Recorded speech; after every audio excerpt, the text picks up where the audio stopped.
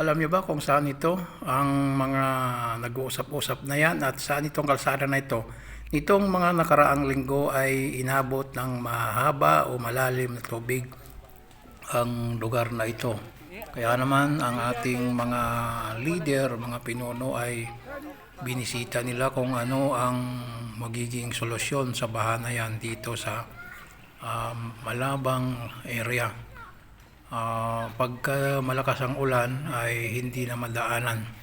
Kaya nandito tayo sa isang gagawing lagusan ng mga tubig na yon na dumadaloy sa highway.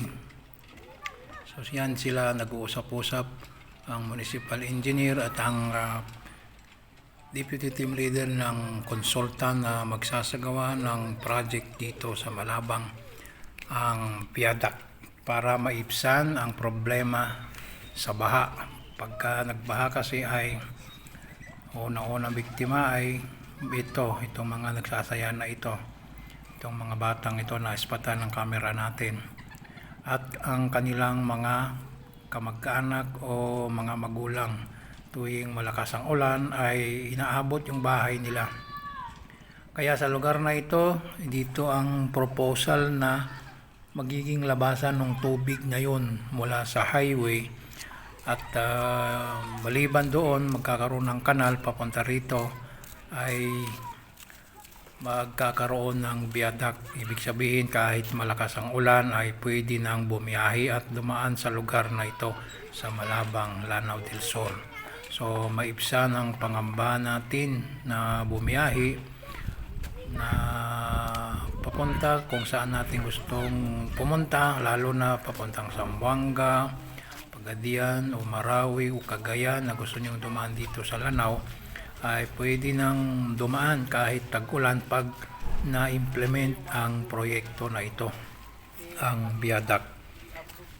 Ito, lilipat naman tayo sa iba pang proposal na magiging lagusan ng tubig galing doon sa kalsada para magiging mabilis ang paghupa ng tubig at baha sa nasabing kalsada. Alam niyo naman siguro kung saan ang tinutukoy natin na kalsada na binabaha ng tubig at buhangin pagka malakas ang ulan. Kaya ang naidudulot nito ay wala nang makakadaan pagka rumagasa ang tubig baha. Pati buhangin ay kasama ng bumabaha sa kalsada. So mula dito lilipat na naman tayo sa isa pang magiging lagusan ng tubig baha mula doon sa National Highway.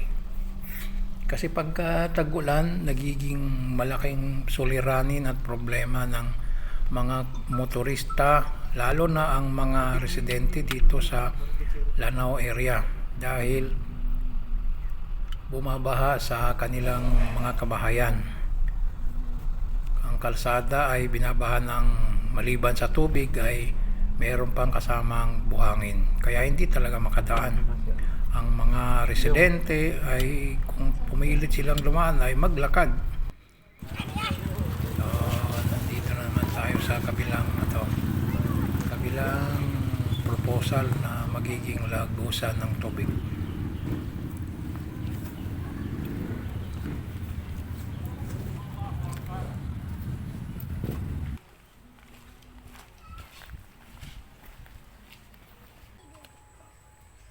So dito magiging exit ng tubig o lagusan palabas ng tubig.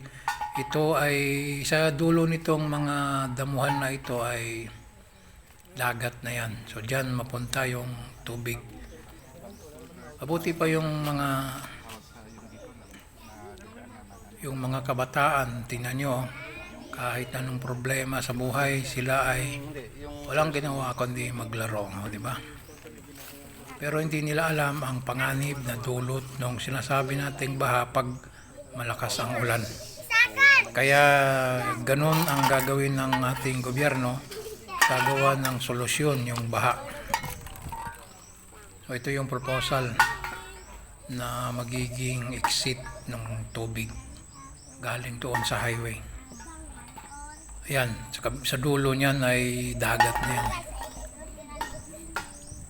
So pagka natuloy ito at na-implement na ay hindi na mapupunta ang tubig sa mga kabahayan.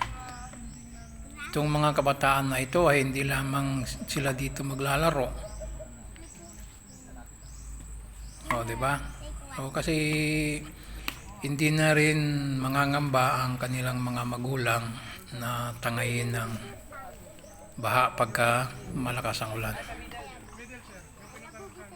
So nag-uusap yung municipal engineer at saka project deputy team leader ng proyekto na ito. Kasama natin dito sa inspection na ito o visitation ng mga tao ng Minri sa Barm.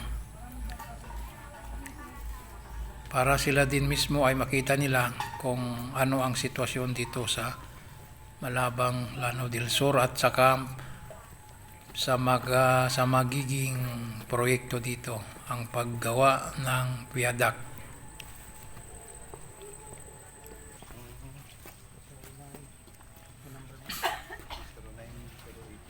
So, punta naman tayo sa kabila.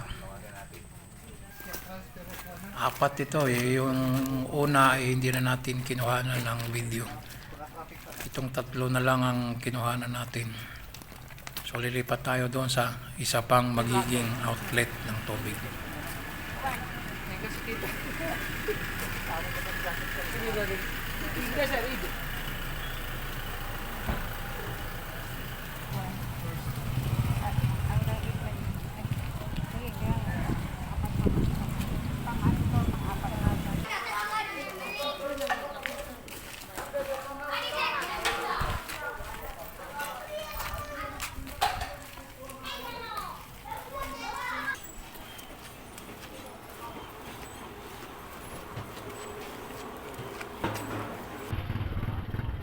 Ito na.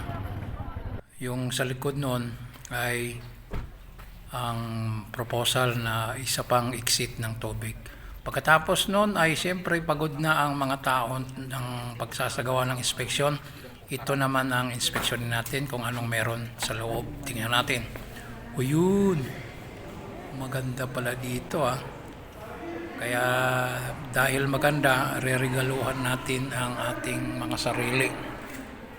Tayo ay kakain dito sa restaurant na ito para maibsan ang pagod at gutom pagkatapos ng ating trabaho kanina. Tara, kain na tayo! Tapos na ang kainan, kaya ito mag-usap-usap ulit kung ano ang naobserbahan at nakita sa gagawing proyekto na yun para magiging maayos at maganda ang kalalabasan ng proyekto na gagawin dito sa Malabang. Maraming salamat sa inyong panonood. Sana ay nag-enjoy kayo sa ating ipinakitang video at mga tanawin dito sa Lanao del Sur. Maraming salamat.